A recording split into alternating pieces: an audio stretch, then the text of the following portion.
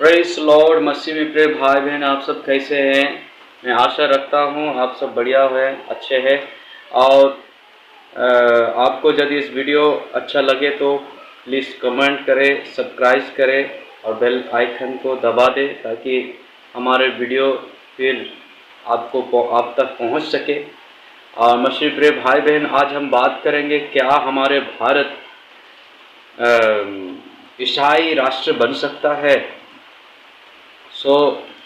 परमेश्वर का धन्यवाद हो मसीह प्रिय भाई बहन, यदि हमारा भारत ईसाई राष्ट्र बनता है तो बड़ी खुशी की बात है हम प्रभु के लोगों के लिए, और हम प्रभु से प्रार्थना कर ही रहे हैं। और प्रभु का धन्यवाद हो, एक भाई ने एक वीडियो बनाया है, आप उनको देख सकते हैं और उनका चैनल को आप सब्सक्राइब करें, शेयर करें, कमेंट करें। प्रभु आप सबको आशीष करें। आमीन। नमस्कार दोस्तों, जय मसीह की, प्रेज़ द लॉर्ड। आज जो विषय है वो यह है कि क्या भारत एक दिन मसीह राष्ट्र बन जाएगा। बड़े सोचने की बात है, समझने की भी बात है कि मैंने ऐसा क्यों बोला कि भारत एक दिन मसीह राष्ट्र बन जाएगा।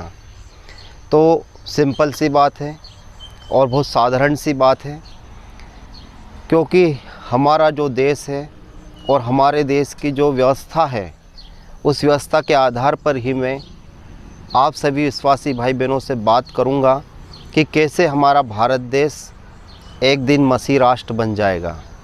देखिए, अगर हम हमारे भारत देश की बात करते हैं तो यहाँ पर जो मेजॉरिटी है वो हिंदू के नाम से जानी जाती है। पर आपको मैं एक बात बताना चाहता हूँ कि हिंदू धर्म में मैंने पिछले वीडियो में बताया था कि वर्ण व्यवस्था है, और वर्ण व्यवस्था में 4 वर्ण है। पहला वर्ण ब्राह्मण है, दूसरा वर्ण क्षत्रिय है, तीसरा वर्ण वैश्य है और चौथा वर्ण शूद्र है। और मैंने आपको ये भी बताया था कि ब्राह्मण आपस में शादी विवाह करता है, रोटी बेटी का आदान प्रदान करता है, क्षत्रिय भी आपस में यही काम करता है, और आपका बनिया जिसे हम वैश्य कहते हैं वो भी यही करता है। पर बात आती है शूद्र वर्ण की, तो शूद्र वर्ण में 6743 जाति हैं, और 6743 जाति में आज अगर हम देखेंगे तो एक आदिवासी जिसे हम अनुसूचित जनजाति के नाम से जानते हैं, सेकंड है एससी जिसे हम अनुसूचित जाति के नाम से जानते हैं, और तीसरा है पिछड़ा वर्ग जिसे हम ओबीसी के नाम से जानते हैं। अब मैं आपको ये बताना चाहूँगा कि जो हिंदू धर्म में हिंदू के जो ठेकेदार ये बात करते हैं कि हम हिंदू राष्ट्र बनाएंगे, तो आप मुझे बताएं भाई, आप हिंदू राष्ट्र कैसे बनाएंगे? क्योंकि जो वर्ण व्यवस्था के आधार पर जो सबसे बड़ा वर्ण ब्राह्मण है और प्रथम वर्ण ब्राह्मण है, वो ब्राह्मण अपने आप को धर्म के रूप में मानता है कि मैं एक ऐसा धर्म हूँ जिसमें अगर कोई व्यक्ति पैदा हो गया तो ही वो ब्राह्मण है, अन्यथा कोई व्यक्ति कभी भी एससी एसटी ओबीसी से कभी भी वो ब्राह्मण धर्म को नहीं अपना सकता। मैं आपको बताना चाहता हूँ कि जब ब्राह्मण पैदा होता है तो ब्राह्मण का जन्मय संस्कार होता है, और जन्मय संस्कार का मतलब ये होता है कि ये ब्राह्मण कुल में पैदा हुआ है। अब ये चाहे लंगड़ा हो, काना हो, बहरा हो, पापी हो, दुष्टी हो, व्यभिचारी हो, चाहे वो घोर मूर्ति पूजक ही क्यों ना हो, सृष्टिकर्ता को इनकार करते हुए अंधकार की शक्तियों को पूजने वाला, जादू मुठ मारने वाला ही क्यों ना हो, अंधकार फैलाने वाला ही क्यों ना हो, मगर वो चौथे हिंदू वर्ण व्यवस्था के आधार पर श्रेष्ठ माना जाएगा। तो अब आप ये बताइए कि पूरे संसार के अंदर 4 ऐसे धर्म, 4 ऐसे कस्टम, ऐसे रिलीजन है जहाँ पर व्यक्ति अगर पैदा होता है तो ही उन्हें मान्यता मिलती है।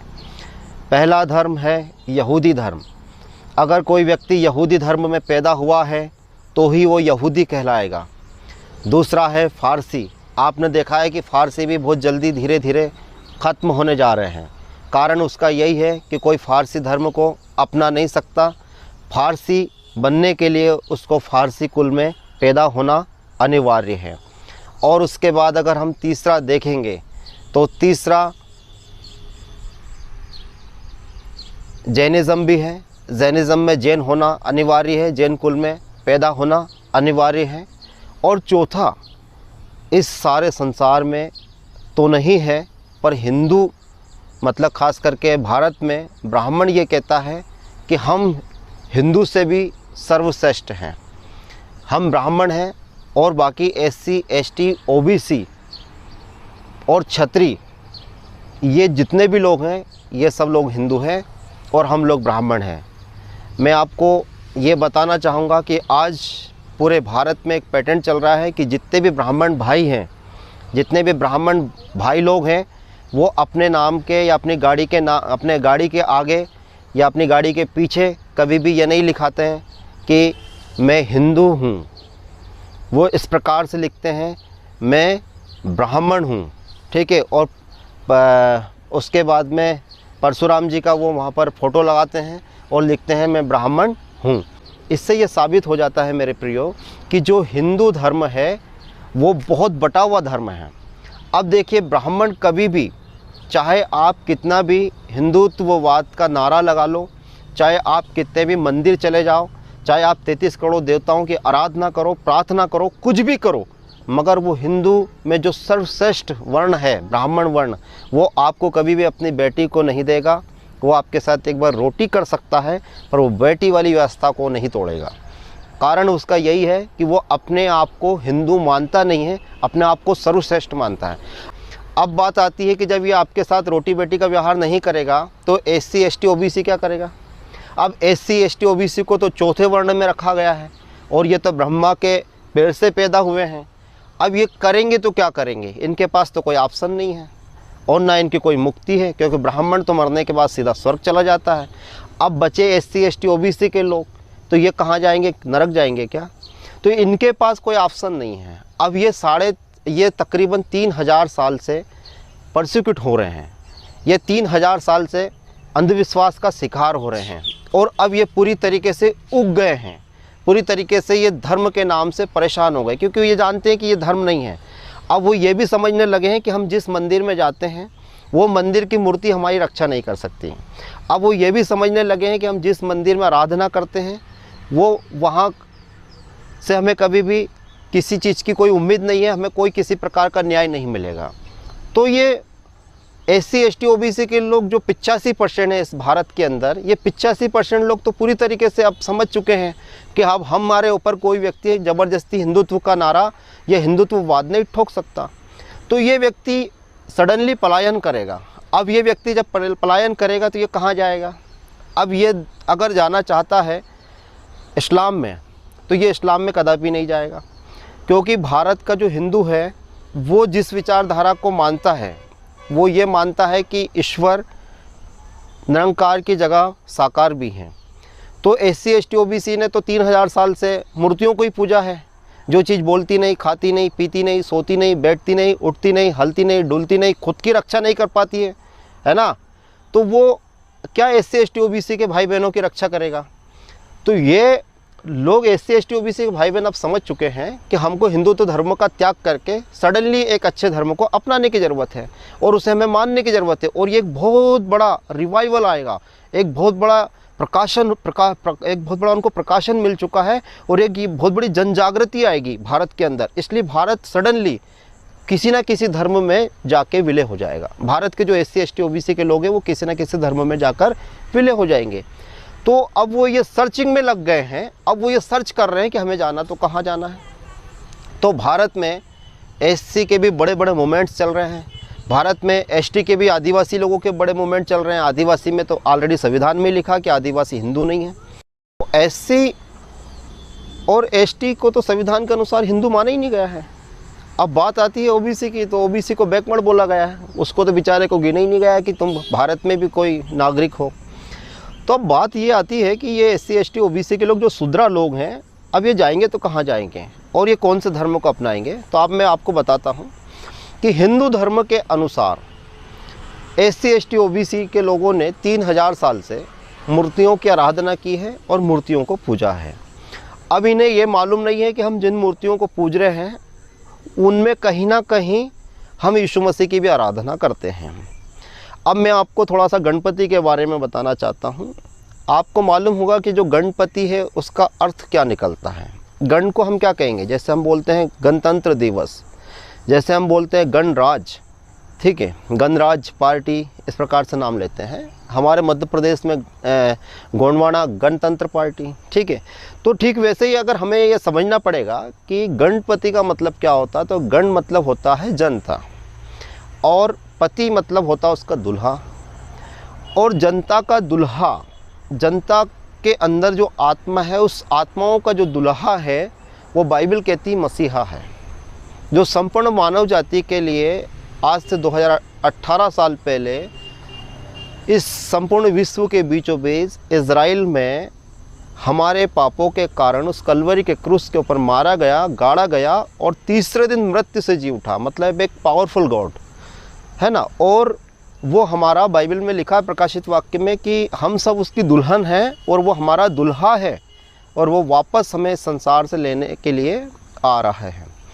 तो गणपति जैसे जनता का पति, राइट, यानी कि जनता पे जो राज करता है, जनता का पति यानी कि आत्माओं का दुल्हा, उसको हम यीशु मसीह कहते हैं।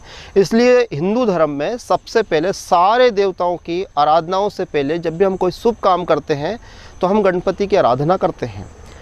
अब गणपति की आराधना जब लोग कर रहे थे, जब ब्राह्मण लोग गणपति की आराधना कर रहे थे, तो SC ST OBC के लोग तो उस समय पढ़े लिखे नहीं थे, तो वो आके ब्राह्मणों से पूछने लगे कि आप भाई जब भी शुभ काम करते हैं या कोई बड़ा काम करते हैं या काम की शुरुआत करते हैं तो आप किस देवता की आराधना करते हैं। तो ब्राह्मणों ने बोला कि हम गणपति की आराधना करते हैं। तो SC ST OBC के लोगों को मालूम नहीं कि हम गणपति की आराधना क्या होती है। तो उन्होंने बोला ये कैसा भगवान है, कैसा दिखता है, क्योंकि हमने तो इसको कभी देखा नहीं। हम लोग तो जिनको पूछते हैं वो तो आलिया पालिया होते हैं, जो मर खर जाते हैं, उनको हम बना देते हैं मूर्तियाँ, या जो हमारे बाप दादा के कुल के राजा वाजा होंगे हम उनको पूछते हैं।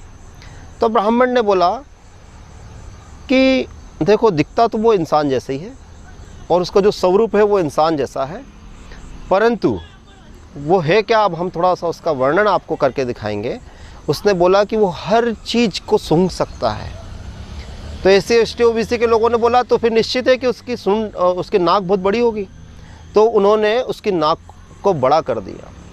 फिर उन्होंने बोला कि उसका बहुत बड़ा सा सिर है, जैसे हाथी जो सा सिर है ना, इतना सिर है, उसके अंदर अनंत काल की मेमोरी समा सकती है। मतलब इतनी सारी याददाश्त समा सकती है, पूरी पृथ्वी पूरी कायनात को स्मरण करके रखा हुआ उसने। तो उन्होंने बोला क्या सबसे बड़ा जानवर तो हाथी है, क्यों ना हम हाथी का ही सर लगा दें। उसके बाद में ब्राह्मण ने बोला कि वो आप अगर कोई भी अगर उसके सामने कोई चीज़ दोगे तो वो आपकी चीज़ों को कबूल कर लेगा, यहाँ तक कि आप किसी प्रकार के कोई अगर भोग भी अगर आप लगाएंगे तो वो भोगों को भी ले लेगा। तो हिंदू धर्म में जैसे कि हम देखते हैं कि 56 भोग लगाते हैं, देवताओं को देते हैं, है ना। तो उन्होंने उसका पेट बड़ा कर दिया।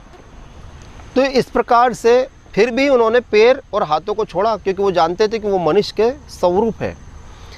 जो हमारा परमपिता परमात्मा है, जो सर्वशक्तिमान ईश्वर है, बाइबल भी यही कहती है कि वो मनुष्य के स्वरूप है, वो साकार भी है और निरंकार भी है। क्योंकि यूहन्ना रचित सुसमाचार नए नियम की जो किताब है उसमें लिखा हुआ है कि आदि में वचन था और वचन ही परमेश्वर था, परमेश्वर के साथ वचन था और वचन ही देहधारी हुआ, तो वो साकार हुआ। अब यहाँ निरंकार की तो बात होती नहीं है। तो SC ST OBC कभी किसी निरंकार के पीछे भगेगा नहीं। वो ये जानते हैं कि वो साकार भी है, और वो बाइबल ये प्रूव करके देती है कि सर्वशक्तिमान परमेश्वर मनुष्य पुत्र के रूप में इस धरती पर आया और संपूर्ण पापों के लिए वो मारा गया, गाड़ा गया और तीसरे दिन फिर जी उठा। तो सारे SC ST OBC भाई अगर कुछ समय के लिए इधर उधर भटक भी जाएंगे तो भी वो फिर के वापस क्रिश्चियनिटी के अंदर आएंगे और इस प्रकार से वो मसीहा को अपनाएंगे और ये भारत बहुत जल्दी मसीह राष्ट्र बन जाएगा। इसके लिए आप सब लोग भी प्रार्थना करें। राष्ट्रीय विश्वासी महासभा भी इसके लिए कार्य कर रही है कि हम लोग ज़्यादा से ज़्यादा परमेश्वर का सुसमाचार लोगों को सुना सकें, ताकि लोग सच्चाई में आ सकें और वो अपना असली गणपति क्या है उसको पहचान सकें। क्योंकि ये मैसेज मुझे गणपति जो अभी हमने गणपति को पूजा है और फिर हमने उनको जाके पानी में डाल दिया, तो कहीं ना कहीं हमें ये समझना पड़ेगा कि वो असली गणपति नहीं है। और हम जिस गणपति को पूजना चाहिए वो साकार तो है ही, पर वो निरंकार ईश्वर भी है और वो सर्वशक्तिमान है, सर्वज्ञानी है, सर्वव्यापी है। तो ब्राह्मण भाइयों से मैं ये निवेदन करूँगा कि हमें हमारे राष्ट्र को बचाना है। अंधकार की शक्तियों में, पाप में झोंकने से पहले आप बहुत बुद्धिमान लोग हैं, आप पढ़े लिखे लोग हैं, आपके पास शास्त्रों का ज्ञान है, ऋग्वेद का ज्ञान है, आपके पास दर्शन शास्त्र का ज्ञान है। आप लोग सब लोग राष्ट्रीय विश्वासी महासभा से जुड़े और आप सब लोग हमारे चैनल के माध्यम से लोगों को बताएं कि कैसे लोग अंधकार में जो जीवन जी रहे हैं वो अपना जीवन को नष्ट कर रहे हैं, उनके जीवन में श्राप है, वो कैसे दूर होंगे और उन्हें कैसे मसीहा के पास आना पड़ेगा। क्योंकि आज की तारीख में अगर हम देखें तो हम लोग इस्लाम का भी चेहरा देख चुके हैं कि इस्लाम का असली चेहरा क्या है। किसी दिन मैं आपको इस्लाम के बारे में बताऊंगा और बहुत डिटेल से बताऊंगा कि इस्लाम किसकी तरफ से है, परमेश्वर की ओर से है कि शैतान की तरफ से है। मैं आपको ये सब क्लियर बताऊंगा। पर आप अभी सिर्फ इतना याद रखें मेरे दोस्तों कि हमें एक सच्चे परमेश्वर की ओर फिरना है और एक सच्चे गणपति की ओर फिरना है। अब अगर आपने ऋग्वेद के अंदर सुना होगा प्रजापति के बारे में, तो प्रजापति का मतलब भी मेरे प्रियो वही होता है जो संपूर्ण मानव जाति के पापों के लिए अपने शरीर की, अपने पवित्र शरीर की आहुति कलवरी के क्रूस के ऊपर देता है। तो वही हमारा सच्चा प्रजापति है। और मसीहत में कोई अंधविश्वास नहीं है, मसीहत एकदम सत्यता है। और ईश्वर तो है और उसने सारी कायनात और सारी सृष्टि को बनाया है, ये हमें विश्वास करना पड़ेगा। इसलिए हमें नास्तिकता की ओर से भी मुड़ना है और हमें ऐसे कट्टरपंथी धर्म की ओर भी ना जाना है जहाँ पे मानवता ही खतरे में पड़ जाए। तो हमें ये देखना है कि ये धर्म शैतान की ओर से है कि परमेश्वर की ओर से है।